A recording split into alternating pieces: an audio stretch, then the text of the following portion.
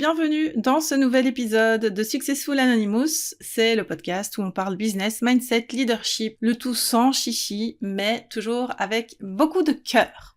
Je suis Déborah et j'accompagne les CEO dans leur business de neuroatypiques, histoire de réussir à développer tout ça en respectant sa personnalité unique. Et aujourd'hui, on va parler de l'attente et du fait d'attendre et de peut-être faire les choses à l'envers quand il s'agit de déléguer. On va essayer de déconstruire une croyance limitante qui freine beaucoup d'entrepreneurs dans leur croissance. Donc reste à l'écoute, je te retrouve tout de suite.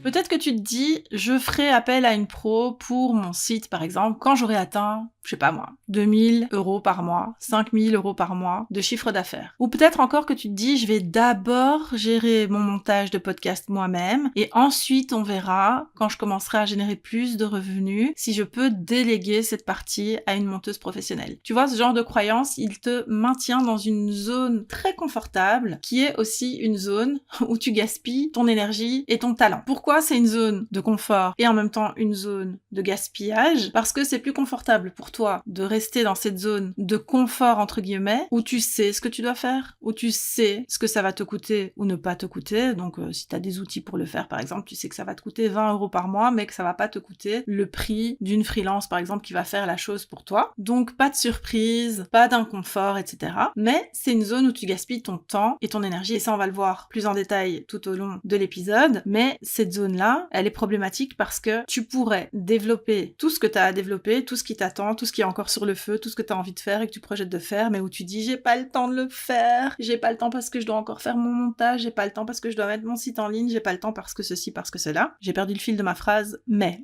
justement tu pourrais utiliser ton temps dans toutes ces choses-là que tu souhaites encore faire si tu déléguais. Ne me dis pas oui mais ça coûte des sous, oui mais j'ai pas le budget ou ceci ou cela, parce que tout ça, on va le voir tout de suite, on va en parler tout de suite. Parce que j'ai quand même envie de repréciser une chose avant de passer au point suivant, c'est que la réalité du terrain, c'est que si ta zone de génie, elle ne réside pas dans une de ces tâches où tu sens que tu, entre guillemets, perds ton temps, si ta zone de génie et ta zone d'excellence, elle réside pas là-dedans, tu risques vraiment de perdre beaucoup de temps, beaucoup d'énergie et de freiner ta croissance, comme je le disais, en essayant de tout faire toi-même. C'est vraiment une erreur, ou en tout cas un événement, si je peux dire ça comme ça, c'est vraiment quelque chose de fréquent et qui revient chez beaucoup d'entrepreneurs. On aurait tendance à croire que c'est que chez les entrepreneurs débutantes, c'est pas le cas, c'est une croyance qui avance avec l'entrepreneur en fait, puisque à force de le faire, on se dit bah je sais le faire, et comme je sais le faire, pourquoi est-ce que je le déléguerais? Pourquoi est-ce que je gaspillerais de l'argent pour payer quelqu'un d'autre pour le faire? Et là-dedans, il peut y avoir encore plein de croyances limitantes du style si je délègue, on va croire que je sais pas faire moi-même, ou si je délègue, on va me dire que je gaspille mon argent, etc., etc. Ça peut être tout plein d'autres phrases. Mais du coup, pourquoi est-ce qu'il faudrait déléguer? Vraiment pour recentrer tout ton focus sur ce que tu fais de mieux. Je l'ai dit, ta zone de génie, ta zone d'excellence, c'est là où toi, tu crées le plus de valeur pour ton business. C'est là où on ne peut pas se passer de toi. C'est là où tu es indispensable. Et en dehors de cet endroit où tu es indispensable, tout le reste, et là je grossis un peu le trait, mais c'est vraiment pour comprendre, tout le reste c'est de la dispersion. Tout ce que tu vas faire en dehors des choses où tu es indispensable, je répète, c'est de la dispersion. Je te donne un exemple. Moi, maintenant, je suis en train d'enregistrer ce podcast. Je peux pas déléguer ça. Je vais pas déléguer l'enregistrement de mon podcast à quelqu'un. Au niveau de cette tâche-là, moi je suis indispensable. Idem quand je crée une formation en ligne, je suis indispensable dans ce processus-là. Ce que je pourrais déléguer où je ne suis pas indispensable dans ce process lié à mon podcast, c'est par exemple la rédaction d'un script. C'est aussi par exemple le montage. C'est aussi par exemple le fait de mettre mon podcast sur la plateforme d'hébergement ou encore le promouvoir sur les réseaux. Pourtant, est-ce que je sais monter un podcast? Oui. Est-ce que je sais rédiger un script de podcast? Oui. Est-ce que je sais gérer la promotion d'un épisode de podcast sur les réseaux sociaux? Bah encore oui. Est-ce que quand je délègue une ou plusieurs de ces parties, la personne à qui je délègue va se dire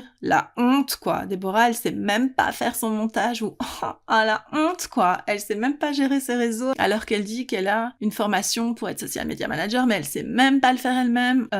Excuse me, mais non quoi. Évidemment que non. Mais moi en fait, si je fais toutes ces choses-là moi-même, je perds énormément de temps et Et tout le temps que je passe à faire ces choses moi-même, au lieu de les déléguer, eh bien, si je le déléguais, je pourrais enregistrer plusieurs épisodes et peut-être publier, pourquoi pas, 2 épisodes par semaine au lieu d'un. Donc ça, c'est vraiment une mise en contexte avec un exemple concret. Vu qu'on est sur un podcast, j'imagine que ça te parlera. On peut aussi se pencher sur d'autres bénéfices concrets au fait de déléguer. Par exemple, avoir un site internet qui fait vraiment pro ou avoir une identité visuelle qui est vraiment cohérente, ça va augmenter immédiatement ta crédibilité. Même toi, tu vas te sentir plus à l'aise pour communiquer sur tes différents canaux. Et si c'est pas ta zone de génie, tu risques de faire n'importe quoi. Croisant mon expérience, que ce soit au niveau du site ou que ce soit au niveau de mon identité visuelle, j'ai déjà essayé de me débrouiller toute seule et c'était une cata. C'était sympa, mais ça faisait amateur, tu vois. Maintenant que j'ai délégué toute cette partie, donc je l'ai fait à différents niveaux auprès de différentes prestataires, là j'ai tout regroupé auprès d'une seule prestataire, que je salue à nouveau, Aurélie de DW Digital Création, qui s'occupe donc de mon site actuellement, qui a refait toute l'identité visuelle aussi bien de Debinski que du podcast, que de la Social Media School et que de la Feed Félix, de mes formations en ligne, de tout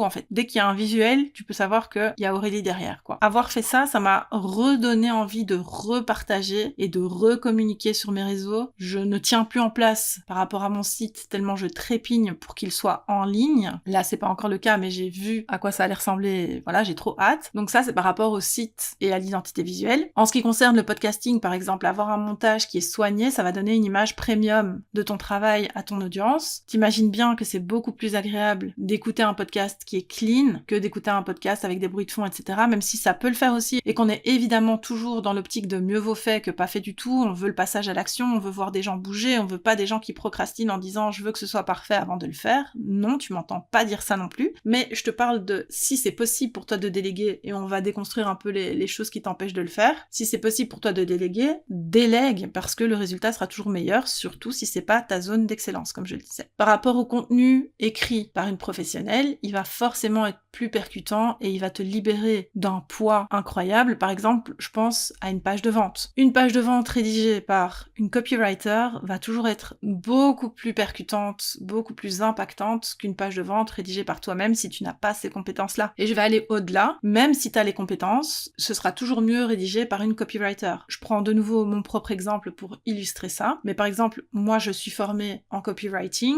puisque j'ai suivi Write Me Up de Safia de Develop, donc j'ai tout ce qu'il faut pour rédiger une page de vente canon. Est-ce que ça m'a empêché de faire appel à une copywriter? C'est la meilleure. Il fallait en profiter au moment où elle faisait encore des prestations, puisque c'est Safia justement qui a rédigé la page de vente de ma formation, la Social Media School. Évidemment que non. Et est-ce que le rendu est meilleur que si je l'avais fait moi-même? Évidemment que oui. Pourquoi? Parce que il y a un truc qui est hyper simple et basique, c'est que déjà, c'est pas parce que t'as une compétence que tu dois la mettre en application, premièrement. Deuxièmement, c'est une compétence que j'ai acquise, le copywriting, mais c'est pas parce que j'ai cette compétence que c'est la compétence dans laquelle j'excelle. Donc forcément, une copywriter dont c'est la zone d'excellence, qui jongle avec les mots, avec les bénéfices, les arguments, etc., comme qui jongle avec ça comme je ne sais pas quoi, j'ai pas d'exemple qui me vient en tête, mais voilà, c'est ça sa spécialité, elle va beaucoup mieux réussir à retranscrire ce qui doit ressortir sur cette page de vente que si moi je le faisais, alors que c'est mon propre produit. Et cette page de vente, d'ailleurs, pour la Social Media School, c'est une des meilleures pages de vente, c'est la meilleure page de vente d'ailleurs, au niveau performance et conversion, de toutes les pages de vente que j'ai pu avoir. Ça n'aurait pas eu cet impact si j'avais pas délégué cette partie. Donc voilà, ça c'est encore un exemple, mais tu peux aussi déléguer tes réseaux sociaux pour avoir une présence plus stratégique, même si t'as pas le temps de tout gérer. Parce que en déléguant les réseaux sociaux à une Social Media Manager,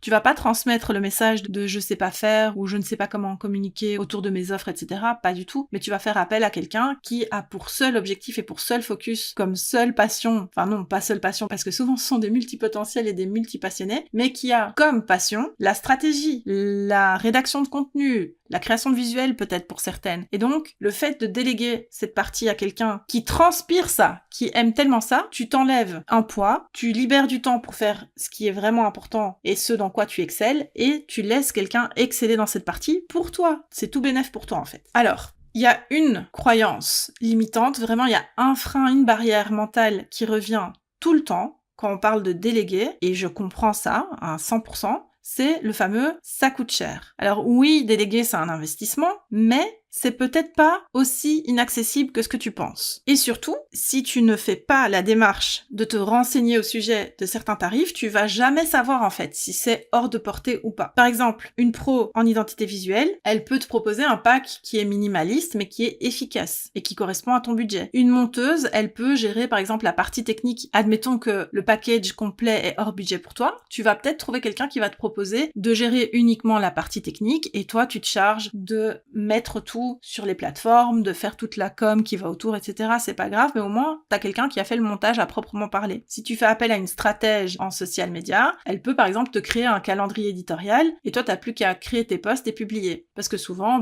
c'est les idées qui manquent. Une fois que t'as les idées, tu te dis ah ouais c'est vrai, j'aurais pu faire mes publis. Ou alors, toi ton problème c'est vraiment restructurer tes idées, donc t'as toutes les idées, mais t'arrives pas à les agencer. Tu pourrais par exemple trouver une social media manager qui te proposerait de reprendre toutes tes idées, de restructurer tous les contenus, d'améliorer, d'agrémenter un petit peu, de corriger les fautes d'orthographe au passage et de te restituer le tout avec un appel à l'action ou des choses comme ça avec lesquelles toi t'es peut-être pas familière. Donc il y a toujours moyen de trouver une solution. Surtout le plus important à retenir, c'est que tu perds rien à demander un devis, juste savoir combien ça pourrait te coûter, ça va donner à ton cerveau une cible claire. Et ça, c'est hyper important parce qu'une fois que ton cerveau sait ça, il va déjà commencer à chercher des solutions pour y arriver. Ça, c'est scientifique. Après, il faut aussi se demander ce que ça va te coûter de ne pas déléguer. Parce que là, t'es en train de te dire ça coûte cher. Et moi, je te demande qu'est-ce que ça veut dire cher? Parce que souvent, on dit ça coûte cher, mais en réalité, tu sais même pas combien ça coûte. Donc tu sais pas si c'est accessible ou pas. Mais bref, là t'es en train de te dire ça coûte cher, mais qu'est-ce que ça te coûterait de ne pas déléguer? Parce que quand tu fais tout toi-même, et je reviens sur ce que je disais au début, tu perds du temps pour ce qui compte vraiment. Tu perds du temps que tu pourrais utiliser pour développer tes offres, tu perds du temps que tu pourrais utiliser pour trouver des collaborations, pour être présente pour tes clientes, pour créer de nouvelles formations, pour prendre une cliente de plus en coaching par exemple, ou d'autres choses. Et ce qui est pire, c'est que tu risques de rester bloqué à un certain palier parce que tu n'as pas l'énergie surtout, ni les ressources du coup, pour aller plus loin. Donc c'est un cercle qui n'est pas vertueux. C'est vraiment important. Si là tu te demandes par exemple, qu'est-ce que je voudrais déléguer si je pouvais le faire maintenant, moi je te recommande vraiment de te dire, je contacte différentes prestataires pour avoir des devis. Je veux savoir en fait combien ça coûte. C'est déjà une bonne action immédiate à appliquer et à partir de là, je suis certaine que tu vas mettre en place des choses pour arriver à déléguer cette partie. Ça n'a pas besoin d'être quelque chose que tu délègues sur le long terme, ça peut l'être, mais c'est pas obligatoire. Donc vraiment, prends contact avec différents prestataires. Souviens-toi que déléguer, c'est vraiment reprendre le contrôle sur ton temps, sur ton énergie, et surtout, oui, c'est une dépense, mais c'est pas du gaspillage, c'est un investissement pour ton business, et c'est aussi un investissement pour récupérer du temps, que ce soit pour travailler ou pour profiter en fait. Donc ne laisse pas cette croyance limitante de c'est trop cher ou ceci ou cela décider à ta place. Vraiment, je t'encourage à demander un devis, à explorer tes options et par la même occasion, continuer à développer un business qui te ressemble à 100% en étant au service de ton business à 100% ou au maximum en tout cas et en laissant des personnes compétentes et de confiance exceller là où toi tu n'es pas indispensable dans ton business. Voilà, l'épisode touche à sa fin. J'en profite aussi pour te rappeler que si tu as envie de structurer ton offre, de clarifier ton positionnement, peut-être avant de déléguer, tu peux toujours accéder à ton Perfect Client Playbook, histoire de passer à l'étape suivante sans t'éparpiller et tout commence par une action aussi petite soit-elle, donc si tu as envie de découvrir PCP, donc ton Perfect Client Playbook, n'hésite pas à cliquer sur le lien qui est sous cet épisode. Je te remercie d'avoir écouté la 98e de Successful Anonymous. Si tu as trouvé cet épisode utile, n'hésite pas à le partager avec une amie entrepreneur ou à me laisser une note sur Apple Podcast, les 5 étoiles. Ça me ferait beaucoup plaisir ou n'hésite pas à me laisser un commentaire aussi sous l'épisode si tu passes sur YouTube. Quant à moi, je te dis à la semaine prochaine pour un prochain épisode. Merci encore.